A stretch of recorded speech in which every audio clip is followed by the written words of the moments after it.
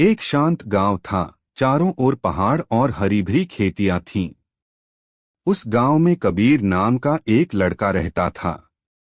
वह दयालु, ईमानदार और बुद्धिमान था। गांव का हर व्यक्ति उसे पसंद करता था क्योंकि वह हमेशा सच बोलता था। लेकिन कबीर के जीवन में एक समस्या थी। उसका मन कभी स्थिर नहीं रहता था। जब भी वह पढ़ाई करने बैठता, उसका ध्यान भटक जाता। जब भी वह किसी काम पर फोकस करना चाहता, उसके विचार सपनों की दुनिया में चले जाते। वह नदी में बहती बिना दिशा की नाव जैसा था। कबीर के पिता ने यह कमजोरी देखी।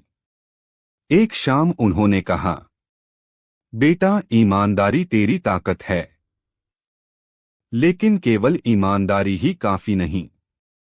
अगर मन तुझे नियंत्रित करेगा तो तू रास्ता खो देगा, लेकिन अगर तू अपने मन को नियंत्रित कर ले तो इस दुनिया में तुझे कोई नहीं रोक सकता।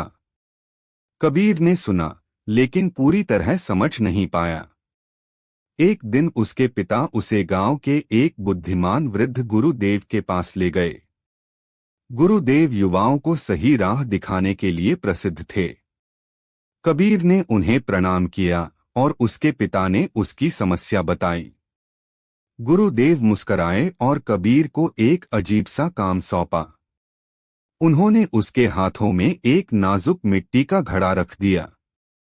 घड़े में छोटे छोटे बीज भरे थे। गुरुदेव बोले, पूरे दिन इस घड़े को अपने साथ रखना। जहां भी जाओ, जो भी करो, इसे संभाल कर रखना। यह गिरना नहीं चाहिए और बीज बिखरना नहीं चाहिए। कबीर ने हामी भरी। शुरुआत में यह आसान लगा, लेकिन दिन बढ़ने के साथ यह कठिन होता गया। खाने के समय उसे इसे संभालने में परेशानी हुई।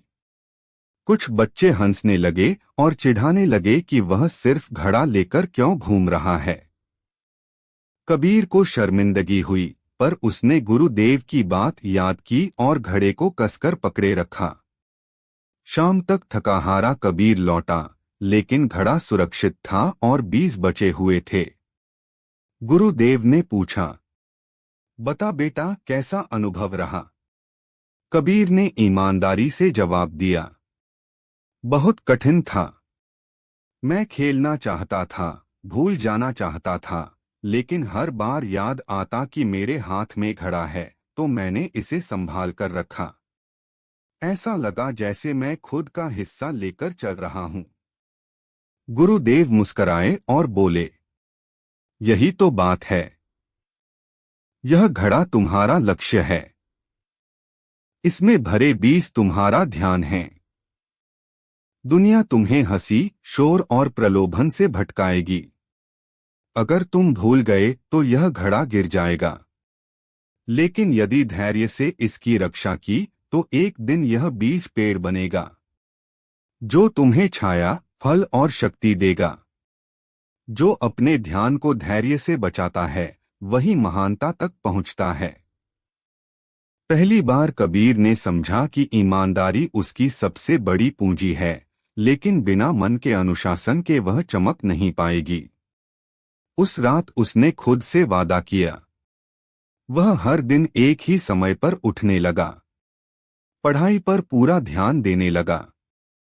हर सुबह कुछ देर ध्यान करता। जब भी मन भटकता, वह उसे धीरे से वापस लाता।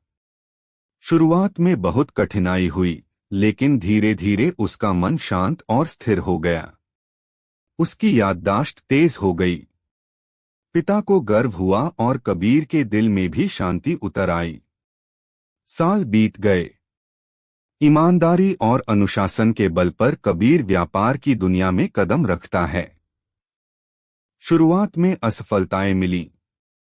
लोग हंसे, शक किया, लेकिन उसने हिम्मत नहीं हारी। उसे घड़ा और बीज याद रहे।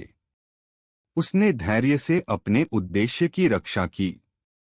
दिन-रात मेहनत की, लोगों का विश्वास जीता और कभी किसी को धोखा नहीं दिया। धीरे धीरे उसका छोटा व्यापार बड़ा हुआ। फिर वह व्यापार साम्राज्य बन गया।